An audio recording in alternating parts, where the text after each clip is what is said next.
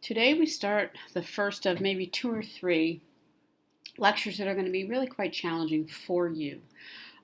Part of why they are so challenging is there's a lot going on. There's a lot of players involved.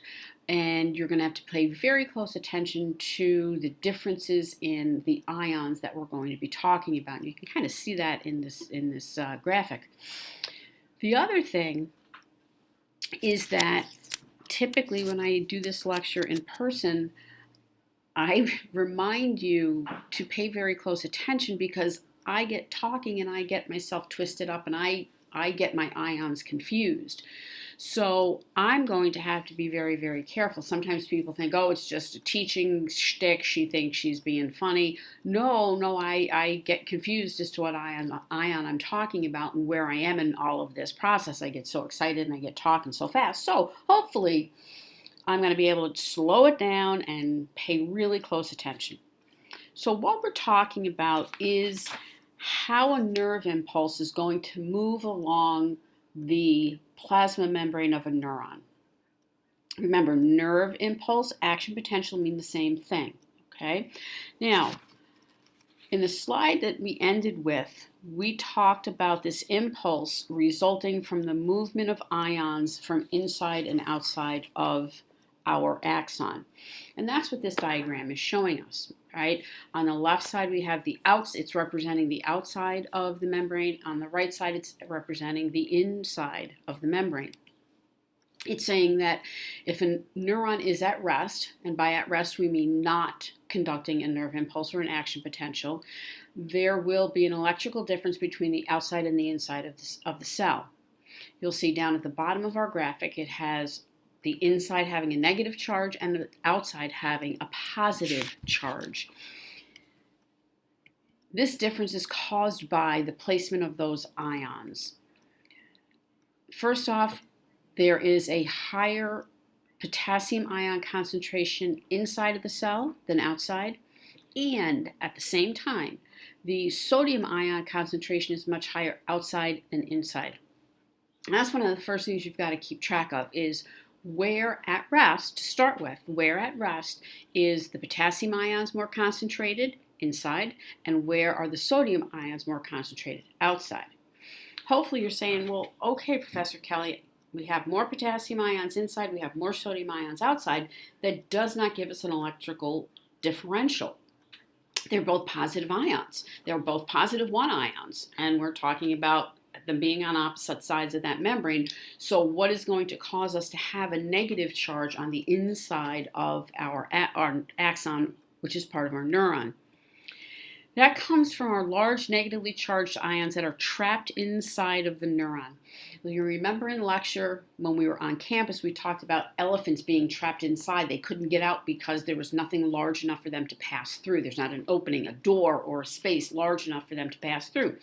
That's what we're talking about here. We've got these large negatively charged proteins and organic phosphates that are too big to get out of any of the conventional ways that we can move things across a plasma membrane. So this causes us to have a negative charge on the inside and a positive charge on the outside simply by how many of each charged particle we have inside and outside. I will go back one sec to this diagram. All right, the gray positive charges on the outside are sodium ions, and you'll see that there aren't any of the blue positively charged potassium ions on the outside, and vice versa. We've got a lot of potassium ions on the inside and no sodium ions on the inside. But again, that's going to give us positives. What we have to look at are those large green guys. Those are those negatively charged proteins, and they're trapped inside. They cannot pass across that plasma membrane, which is going to have the effect of giving us a negative charge on the inside of our neuron and a positive charge on the outside. Okay? Now, as we know, diffusion happens. Potassium is going to go along its concentration gradient, which means potassium is going to move from inside to outside by diffusion, and sodium is going to move along its concentration gradient, which means it's going to go from outside to inside along its concentration gradient. That's where our sodium potassium pump comes into play. You'll remember this was one of our examples of active transport. Sodium potassium pump is responsible for the active transport of sodium and potassium ions against their concentration gradients, because we're going to have sodium and potassium moving to the opposite sides of the membrane by diffusion, going along their concentration gradient. But if you remember, when we set up this scenario, when we set up how this was going to work, it was only going to work if we have high concentrations of sodium on one side and high concentration of potassium on the other side. And as soon as they start to diffuse, we've got to go and pull them back to their higher concentrations. We cannot allow diffusion to take over. This is going to occur at ion channels. The sodium is pumped out of the axon, the neuron, the potassium is pumped in against their concentration gradient to keep our potassium concentration high inside of the neuron and our sodium concentration high outside of the neuron. So this is how we're going to battle that diffusion, because diffusion is going to happen no matter what we do. So we've got to have a way to combat that. This is an illustration of the sodium potassium pump. It's not a 1-for-1. It's actually a 3-for-2 if you look carefully. 3 sodium ions are moved from inside to outside, and 2 potassium ions are moved from outside to inside to keep our concentration gradient the way that we need it to be. This is going to require ATP, and you see that in our graphic. Now, this is a really important diagram. There's a lot going on here. And really, for our purposes right now, the right side of this diagram is really important. This is what we were just talking about, okay? It's showing us where our sodium ion concentration is higher, outside, where our potassium concentration is higher, inside. It's also showing us with a green arrow how potassium is going to diffuse from inside to outside along its concentration gradient, and how the sodium is going to diffuse along its concentration gradient, the yellow arrow, from outside to inside. It's also showing us the sodium-potassium pump that are actively transporting sodium back out against its concentration gradient and potassium back in along its concentration gradient. That is what's going to allow us to maintain what we call the resting membrane potential. And that's that situation where there's a negative charge inside of the neuron and a positive charge outside, which is how we started, right? When we said that the membrane at rest, the neuron at rest, it wasn't conducting an action potential. At this point, we say that the membrane is polarized, right? Which means it has different charges on one side than the other. The charge is said to be a negative 70 millivolts. This is an electrical charge. We can measure this with a voltmeter. Okay, this isn't, we're just going to say that it's negative 70 millivolts. It is, in fact, a negative 70 millivolts. And what they did, they're saying they took a little chunk out of just the membrane of that axon and blew it up on the right side. So this is an incredibly helpful, important little diagram that we have here on the right side of this slide. Now again, before we can go too far, we've got to get some vocabulary under our belt. First, we have excitability. This is the ability of a neuron to respond to stimuli and convert them into a nerve impulse.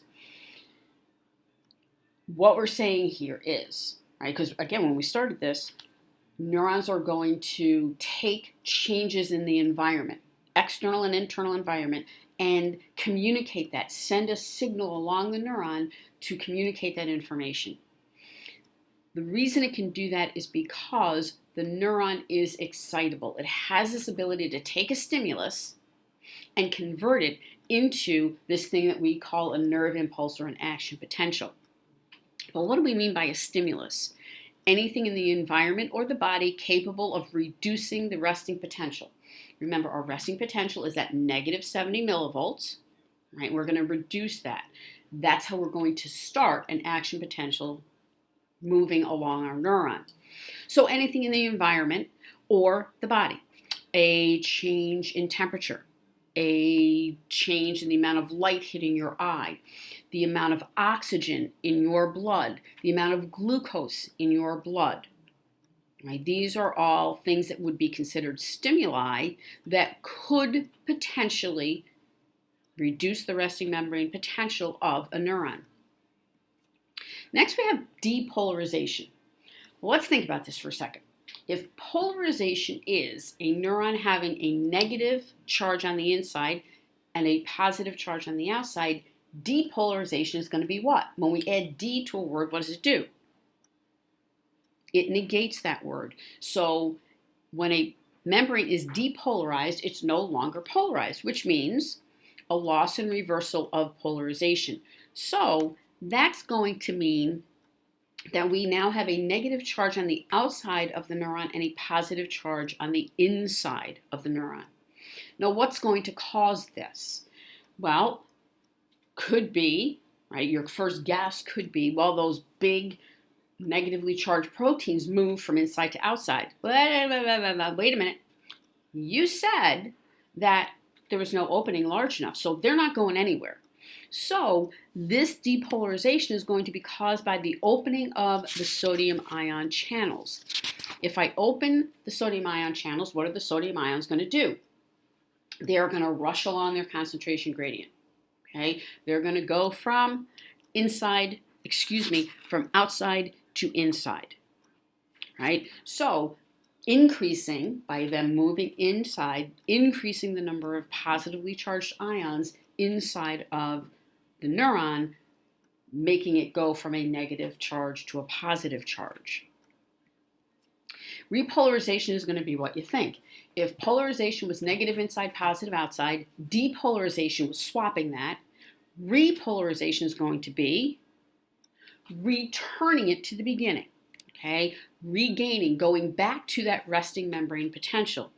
And again, that resting membrane potential is positively charged outside, negatively charged inside. Now, hopefully you're thinking, well, let's think, where do we have our major players? Our large negatively charged proteins are on the inside because they're not going anywhere. Our potassium ions are on the inside because that's where they started and they haven't gone anywhere. But our sodium ions are also on the inside. So what we've got to do is get rid of some of those positively charged ions. The way that we do that is by opening the potassium ion channels and the sodium ion channels closing. So the sodium ions are no longer coming in.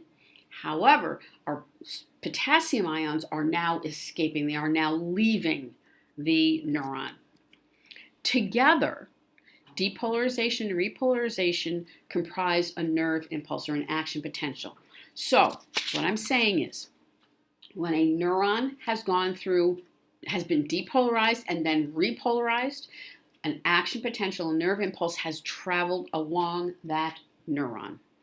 We'll start with our step-by-step discussion of a transmission of a nerve impulse. And again, read the pages that I suggested. It will make your life a whole lot easier.